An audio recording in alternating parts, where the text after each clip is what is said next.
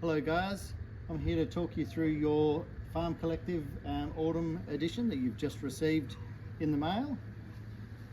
And today I'm going to show you how to make a cold smoker using your barbecue or your oven in your house. So in your pack you'll find these Sauvignon Blanc wood chips. They're from our 18-year-old Sauvignon Blanc vines. When we cut the heads off to graft on our Fiano, we saved all the heads and it makes a perfect smoking chip for smoking your pork ribs. To start with, pour yourself a glass of Chardonnay and add a little splash on top of the wood chips, just to let them soak up so they don't burn through too quick. And then we'll start with our smoking vessel.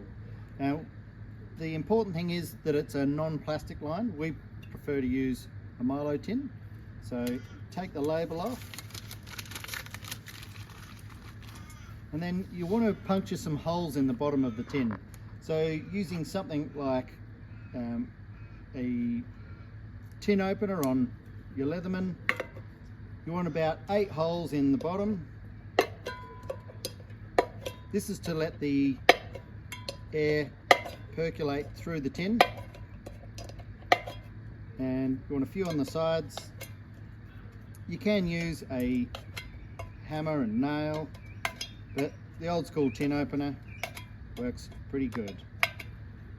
So get your charcoal logs or heat beads, place on an oven rack and light your gas burner.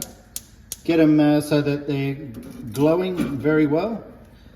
Then place them in your tin and put in the middle of your barbecue. Okay, tip in the shavings onto your heat beads and put 1 or 2 pieces of your Sauvignon Blanc chips. Now you're ready to lay the pork on the barbecue. Base it in your farm harissa.